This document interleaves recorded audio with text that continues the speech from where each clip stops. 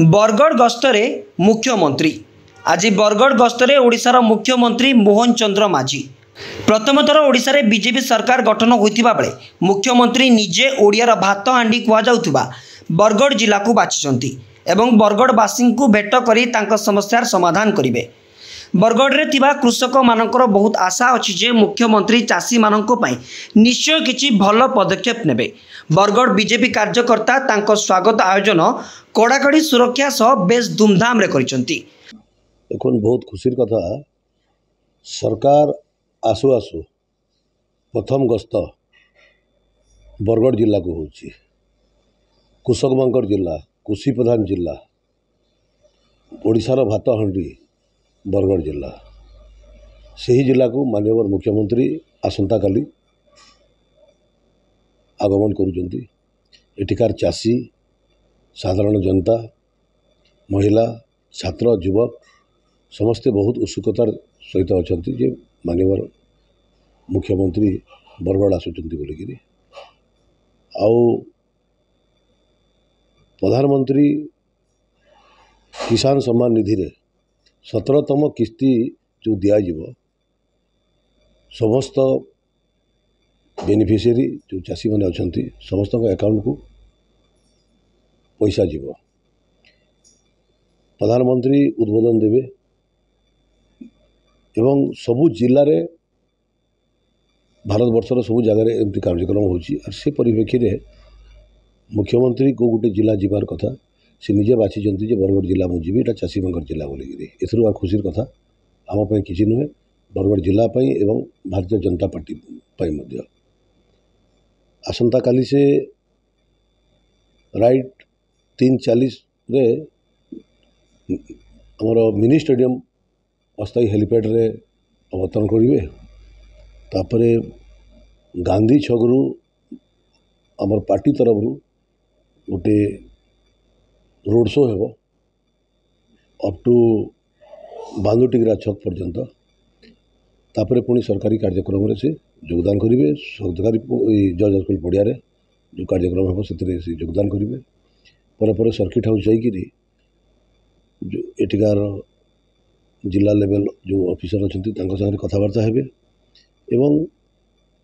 किसी बुद्धिजीवी जो किसी ऑर्गेनाइजेशन सोशल ऑर्गेनाइजेशन तांकर संगे काली से कथबार्ता करी ग्राउंड रू से किसी फीडबैक नहीं जीवे। चाषी माने आशा करते कि हमर लागि भल फल मिलत नै अपना करे नहीं देखंतु नरेंद्र मोदी भी आसीतिले बरगढ़ से बेले जो कथा कहीकि जाइतिले 3100 टंका कथा कहीकि जाइतिले महिला मानकर सुभद्रा योजना कथा कहीकि जाइतिले से कहितिले जे जोटा मोदी ग्यारंटी कोटा मोदी ग्यारंटी जोटा आमे देइथिलु हमर मैनिफेस्टो रे से मैनिफेस्टो निश्चित पूरण करिवो ए कथा से कहीकि जाइजंती। आउ आमर विरोधी माने आमको एठी कौन कहते 3100 टंकार कथा जदि 3100 करेंगे आम 3500 करूँ ए प्रकार भाषण दौले 3500 कौन करेंगे 35 टंका देवाई भी पाखे आज तक औकात नहीं। आज मुख्यमंत्री आसिकी से मुख्यमंत्री नवीन पट्टनायक आसिकी तो ये 100 टंका चाषी मान घोषणा करते बोनस देवाई 100 पैसा भी दे पारे किंतु ये सरकार आसला परे भारतीय जनता पार्टी सरकार आसला परे जो दिन शपथ नेले से ही दिन संध्या रे कैबिनेट डाकिकी 3100 टंका जो धान एमएसपी को मोहर देले। भारतीय जनता पार्टी जहाँ कहे ताहा अक्षरे अक्षरे पालन करे इथरु प्रमाणित है। निशा मुक्त करा निशा मुक्त कथा मु कौन सी देखनी श्वेतपत्र मु देखनी कौन सी ये मैनिफेस्टो रे मु देखनी कि कौन सी जगार कहबार मु शुणी किंतु बरगढ़ रे आपण देखिथिबे मोर विधायक हला परे परे निर्वाचित हला परे मु बरगढ़ रे केमती करी कोरेक्स टैबलेट ड्रग्स पाउडर कुचिया भाटी एटा बंद हेबो